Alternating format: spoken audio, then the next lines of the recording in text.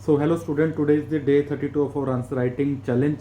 So today I gave the two questions. One was related to the World Trade Organization. It was basically a 15 marker question and a previous 2018 question. And the second question is basically is related to the Central Asia. It is a region based question. तो reason based question के अंदर क्या होता है कि कहीं भी आपको एक पर्टिकुलर एक जगह पे कंटेंट नहीं मिलता है, आपको थोड़ा उस रीजन के डिफरेंट डिफरेंट नेशन से रिलेटेड कंटेंट निकाल के अपना क्वेश्चन बनाना होता है। तो अब हम देखेंगे इन दोनों क्वेश्चंस को हमने कैसे लिखा। सो अगर हम फर्स्ट क्वेश्चन की बात करें तो सबसे पहले हम इसकी इंटरप्रिटेशन के ऊपर आते हैं। तो फर्स्ट क्वेश्चन पूछ रहा है कि what are the key reform area of the reforms in WTO, कि की एरिया ऑफ रिफॉर्म्स कौन कौन से हैं जो डब्ल्यूटीओ के अंदर हमें चाहिए अभी, if it has to survive in present context of trade war specially keeping in the mind of interest of India. ठीक है, तो ये इसके अंदर दो पार्ट्स बन जाते हैं कि जो डब्ल्यूटीओ के अंदर की एरिया ऑफ द रिफॉर्म्स कौन से हैं अगर उसको सर्वाइव करना है प्रेजेंट कंटेक्स्ट में। ठीक है, तो ये एक हिडन चीज़ है इसके अंदर कि if it has to survive in present context. ठीक है, this is visible part, this is visible part, ये इनविजिबल पार्ट है। ठीक है, तो इसको भी हमें एड्रेस करना पड़ेगा। तो हमारा जो सबसे पहले तो हमारी इंट्रोडक्शन आ जाएगी, उसके बाद हमारा ये आएगा कि what are the issues faced by the WTO, कि कौन कौन से इश्यूज हैं जो इसके सर्वाइवल को थ्रेटन कर रहे हैं। ठीक है, अगर आप सिर्फ ये की एरियाज ऑफ रिफॉर्म एंड ये लिख के आ जाएंगे तो दैट विल ऑल्सो भी acceptable to the examiner, but अगर आप ये हिडन पार्ट पकड़ लेंगे और इसके 3-4 पॉइंटर्स लिख देंगे तो he will definitely appreciate that. So question है कि what are the areas of the reform if WTO has to survive in the present context यानी end of the trade war specially keeping in mind the interest of India.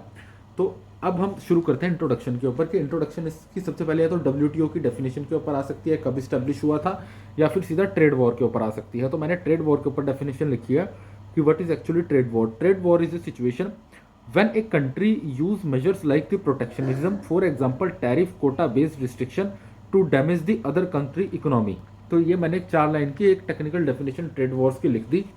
फिर मैंने इस part को address किया कि it has to survive in the present context. तो मैंने बताया कि इसके सर्वाइवल को थ्रेट्स क्या क्या हो रहे हैं। अगर सर्वाइवल को थ्रेट्स हो रहे हैं मतलब इश्यूज, यहाँ पे आप लिख सकते हैं कि थ्रेट्स टू द सर्वाइवल। ठीक है, अगर आप ये हेडिंग भी बनाएंगे तो that will also be sufficient. तो इश्यूज या थ्रेट्स इसके क्या है, सबसे पहले it has weak multilateral framework as largest trading partner not following the rule book, कि इसका ना मल्टीलेटरल फ्रेमवर्क बहुत वीक हो चुका है क्योंकि जो लार्जेस्ट ट्रेडिंग पार्टनर्स भी है ना वो इसकी खुद की रूल बुक फॉलो नहीं कर रहे। जैसे यूएसए है, यूएसए अपनी अमेरिका फर्स्ट पॉलिसी ले आया that is against the norms of WTO. Second क्या है कि इसका जो डिस्प्यूट रेजोल्यूशन मैकेनिज्म है ना वो बहुत इनएडिक्वेट है, तो इस वजह से भी एक थ्रेट अपने आप के अंदर सर्वाइवल के लिए फेस कर रहा है। और इसका एग्जांपल क्या है कि जजेस अपॉइंट नहीं किए गए हैं because of the US approach. US veto कर देता है अपॉइंटमेंट ऑफ द जजेस जो डिस्प्यूट रेजोल्यूशन मैकेनिज्म है उनको। ठीक है, now we come to the various nations are opting for the bilateral regional cooperation, कि लाइक बहुत सारे नेशंस हैं वो ऑप्ट कर रहे हैं बायलैटरल और रीजनल कोऑपरेशन को। ठीक है, वो चाहते ही नहीं है कि डब्ल्यूटीओ उनकी ट्रेड नॉर्म्स को गाइड करे, जैसे आरसीपी और CP comprehensive and progressive trade partnership जो अभी हुआ है, तो ये इसका एग्जांपल है। उसके बाद प्रोटेक्शनिज्म राइज में हो रहा है across the world, for example Brexit, ये भी इसके सर्वाइवल के लिए थ्रेट है। देन चाइनीज प्रेजेंस है, तो Chinese presence basically Chinese is manipulating the tariff and the US and the European Union is not able to counter it through the framework of the WTO. तो ये जो 5 major issues हैं ये एक तरह से थ्रेट के लिए काम कर रहे हैं डब्ल्यूटीओ का। तो हमने इस वाले स्टेटमेंट को basically has to survive in present context, survival के ऊपर जो थ्रेट है उसको एक्सप्लेन किया। मैंने 5 पॉइंटर लिखे हैं, अगर आप 3 से 4 भी लिखेंगे तो that will be more than enough, इनमें से कोई भी। उसके बाद आ जाता है ये कि what are the areas of reform, तो आप बताएंगे कि what are the areas of reform, ऐसे एक हेडिंग बनाएंगे। और it is better to use one if there are the 3 parts in 115 marker, it is better to use one diagram so that the monotonous nature of your paper or monotonous nature of your presenting content breaks और उसको थोड़ा attractive लगे examiner को। तो की areas of reform क्या हो गए, सबसे पहले तो जो ट्रेड डिस्टॉर्टिंग डोमेस्टिक सब्सिडी है ना, agriculture and the industrial subsidy, ठीक है, उनके ऊपर काम करने की जरूरत है, that are blocking the efficient working of the system. Second, blockade and the deadlock in the appellate body, जो डिस्प्यूट सेटलमेंट अपीलेट बॉडी है उसके अंदर ब्लॉकेड और डेडलॉक आ गया, उसके अंदर रिफॉर्म करने की जरूरत है। Third, there is an ambiguity in terms of ad valorem tax. ठीक है, सो जो बहुत कौन कौन से प्रोडक्ट्स हैं जिनके ऊपर एड वैलोरम टैक्स लगता है। एड वैलोरम क्या होता है कि आप क्या करते हैं कि जो आपके यहाँ से एक्सपोर्ट हो रही होती हैं चीज़ें, उनके ऊपर वॉल्यूम के ऊपर टैक्स लगाते हैं, या फिर उनकी वॉल्यूम के ऊपर या उसकी वैल्यू के ऊपर टैक्स लगाते हैं। मैं अभी इसके बारे में श्योर नहीं हूँ। तो एड वैलोरम टैक्स के ऊपर एम्बिग्यूटी है, और इसकी वजह से बहुत सारे प्रोडक्ट्स को लेके क्लैरिटी देने की जरूरत है। ये भी एक एरिया ऑफ रिफॉर्म है। उसके बाद क्या है कि expansion of digital trade through meaningful negotiation की जो डिजिटल ट्रेड है ना, ई कॉमर्स एमर्ज हो रहा है, उसको हमें बूस्ट करने की जरूरत है, और उसके लिए नेगोशिएशन करनी चाहिए बैठ के। That is an area of reform. Then other area of reform is dispute settlement mechanism is to be improved, so we bring the transparency in the mechanism. The special and the differential treatment mechanism or under the Doha round, that is also need to be solved. Then trade facilitation in terms of the services is needed, as trade facilitation under the goods is done under the trade facilitation agreement.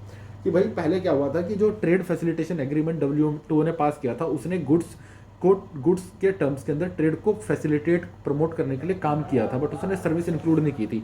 और India का तो major interest services में है, क्योंकि 55% GDP service से आ रही है।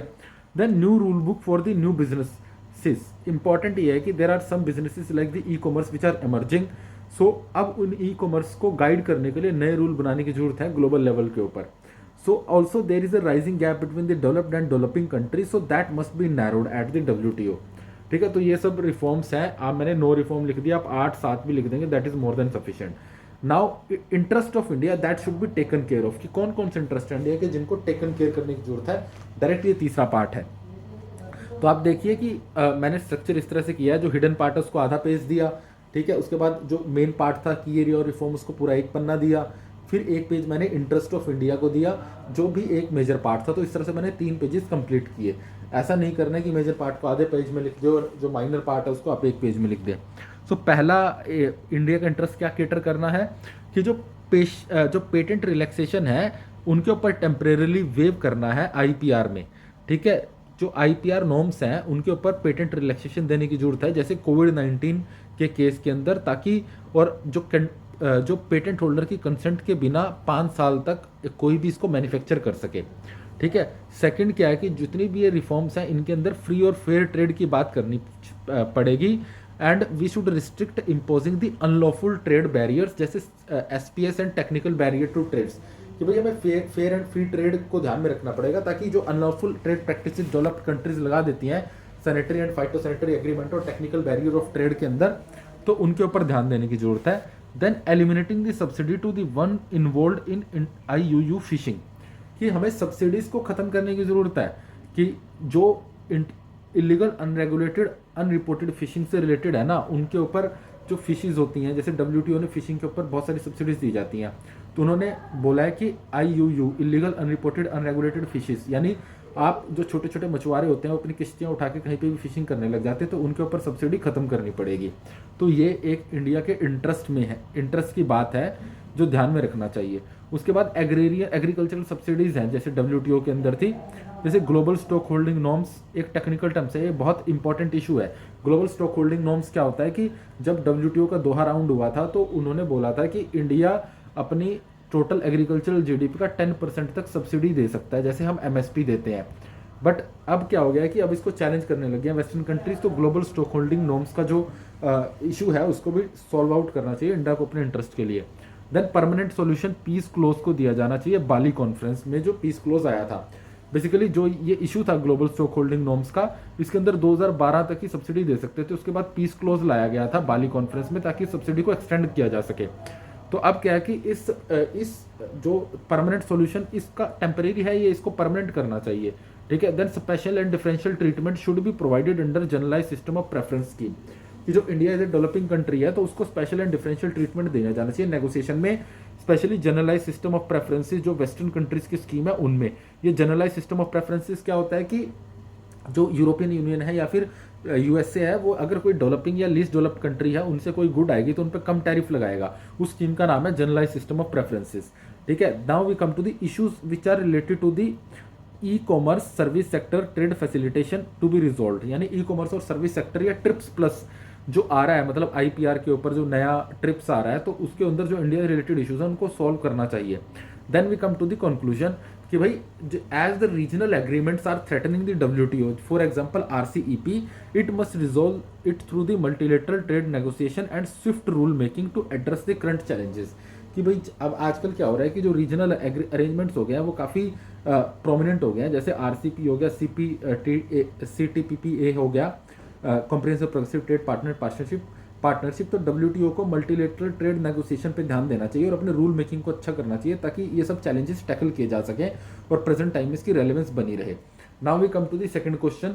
सेकंड क्वेश्चन के अंदर क्या है कि Central Asia, a number of powers entrench themselves in Central Asia.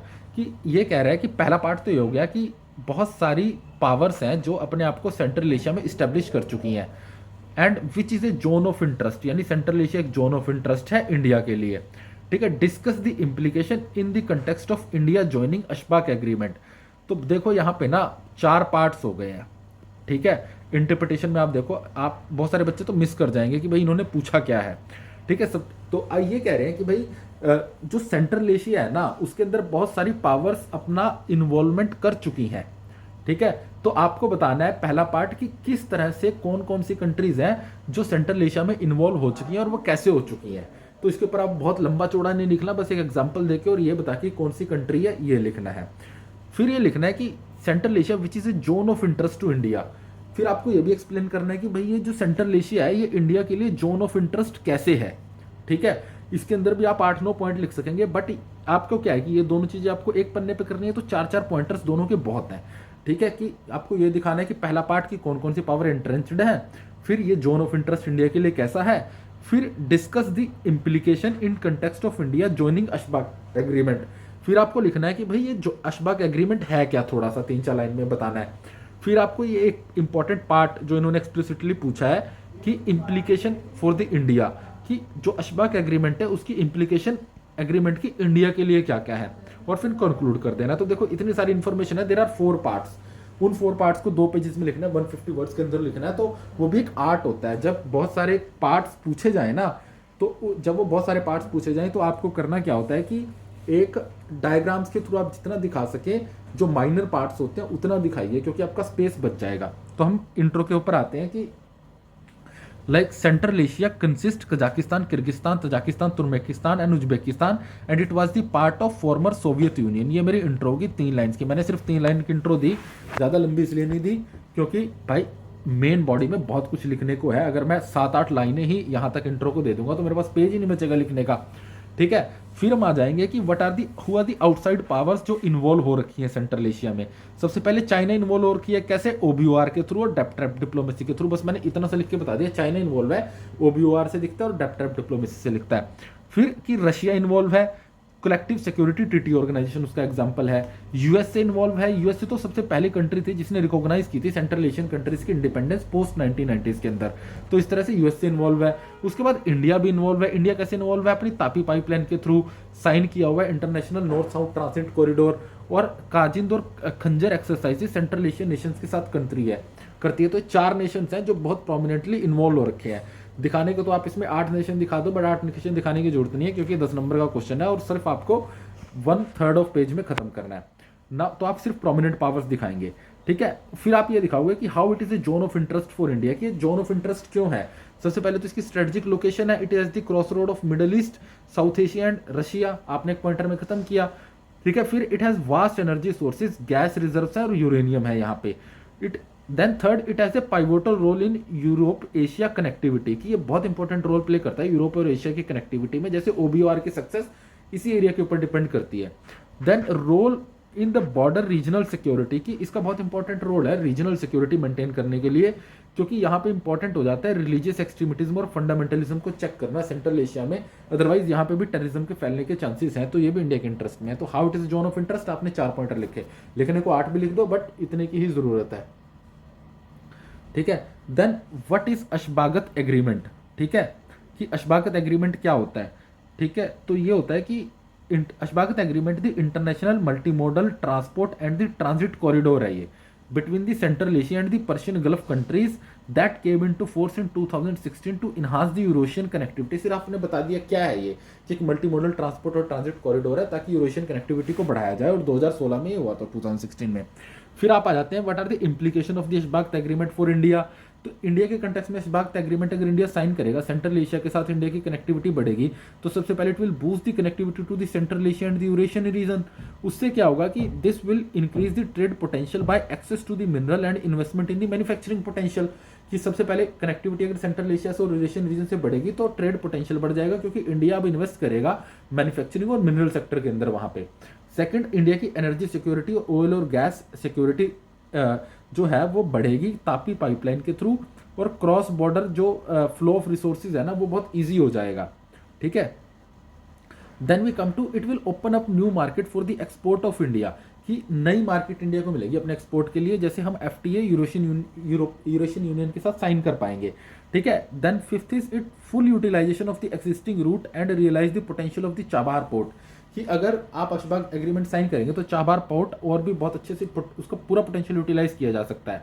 Then it will effort to connect Iran, Turkmenistan and Kazakhstan. Ashgabat agreement के थ्रू क्या करेंगे, इंडिया इन्वेस्ट करेगा ईरान को, तुर्कमेनिस्तान और कजाकिस्तान को के अंदर इन्वेस्ट करने के लिए रोड और रेलवे प्रोजेक्ट्स के अंदर। तो इससे क्या होगा कि automatically international north south transport corridor Ashgabat agreement का जो कॉमन पैच ऑफ इंफ्रास्ट्रक्चर है ना वो बेसिकली ओवरलैप करेगा। ठीक है।